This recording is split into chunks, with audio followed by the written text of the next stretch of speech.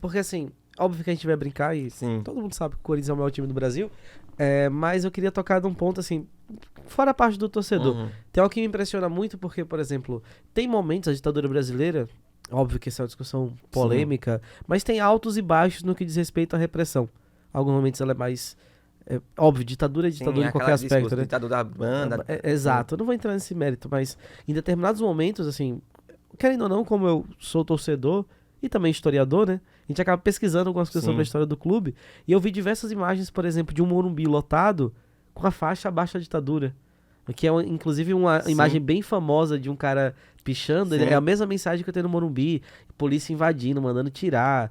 A Gaviões da Fiel, Sim. ela nasce, inclusive, nesse contexto de questionamento. E aqui você já tinha citado ali, a democracia corintiana. Será que Sim. você podia explicar pra galera mais ou menos o que era isso? Sim, então, como eu tava mencionando, Sócrates, né? exatamente, doutor Sócrates, o futebol e aí o campo, digamos assim, ao mesmo tempo que ele pode ser utilizado para males, né, como tortura e tal, como o governo ditatorial, não só do Chile, mas principalmente do Chile, da Argentina também nesse processo, ele também é esse espaço, digamos assim, olha, eu estou, entre aspas, protegido, eu estou com uma galera aqui, como a torcida do Barcelona nos anos 50, Sim. gritando Visca Barça, que é Vamos Barça, em catalão, que era proibido.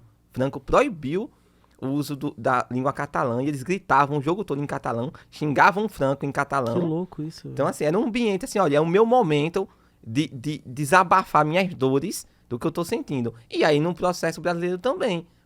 Se vocês pesquisarem imagens de jogos dos anos 70, principalmente dos anos 70, você vai encontrar inúmeras faixas nesse sentido. A baixa ditadura, anos 80 nós temos o movimento de direta já, jogadores Sócrates, enfim, participando de campanhas, de comícios, pedindo o retorno da Tem democracia. uma faixa dele famosa, né? Que é dia 15 vote. Sim, Sócrates foi pra Copa usando faixa, entendeu? Na, Exato. na testa. Então, assim, e no caso da democracia corintiana, que é um caso claro, eu sei que você vai puxar a sardinha, porque é o Corinthians, né? O time é Então, mas sensacional, é né? preciso mencionar, realmente foi um movimento muito bonito, porque mesclou dois aspectos. O time era bom em campo, Brilhante, cara. brilhante, apesar de não ter ganho muitos títulos, mas é um time brilhante, né?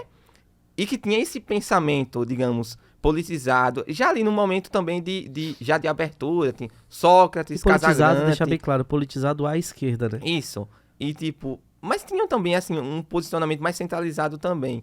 Sócrates, Vladimir, Birubiru, né? Casagrande, Birubiru. Então assim, tem esse ambiente no futebol também. E tem um outro aspecto que, se eu estiver me alongando, pode mencionar, que eu queria também falar um pouquinho, é a questão econômica. Não dá pra gente falar de futebol em sua história sem a gente puxar porque a gente conversou no debate sobre cinema, o futebol enquanto indústria. Sim. Por exemplo, se você for analisar, dá pra se dividir o futebol economicamente falando em várias etapas. O jogador ídolo da década de 20 e 30, muito Ele provavelmente, quando pagava pra jogar, né? pagava pra jogar, ele se aposentou, ele tinha que ter guardado um dinheirinho pra construir uma padaria pra ele. Era uma outra época. E economicamente falando, o futebol não girava tanto dinheiro. Não era um futebol globalizado como nós temos hoje em dia. Era um futebol muito mais regionalizado. Exato. Os O torce- estaduais, né? É estadual e também assim no sentido mundial. O torcedor do Botafogo, ele não tinha ideia quem era o atacante do Manchester United. Quando aconteciam os amistosos, digamos, mundiais, é que rolava aquela coisa assim, ninguém sabia inicialmente quem era quem. E outra coisa, Rafa, a gente nem precisava, né? Sim, Era uma safra absurda que a gente sim. produzia aqui. Porque não girava jogador, não tinha exportação. Então, assim, o Bangu era uma seleção, porque o jogador que hoje em dia sai e vai pra Europa, ele ficava, os times eram mais fortes nesse sentido, porque não se exportava tanto. A exportação era mais, e nem tanto, viu? Entre estados. E entra um outro detalhe, até a questão da Copa do Mundo, se você for olhar o modo como o futebol refletia a economia.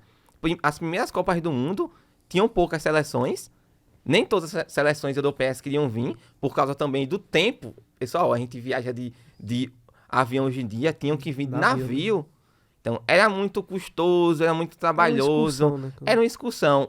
Também o pagamento era baixo. Então, assim, o futebol ele foi evoluindo economicamente, principalmente a partir dos anos 70, quando o futebol já começa a se tornar Um essa produto. máquina, esse produto. Até os anos 60, claro, tem uma circulação de dinheiro, tem jogadores que ganham muito bem, mas você ainda tem aquele aspecto amador, por exemplo, um grande craque da história do meu time, um Garrincha, assinando cheque em branco com a diretoria do Botafogo. O cara não sabe nem quanto tá ganhando.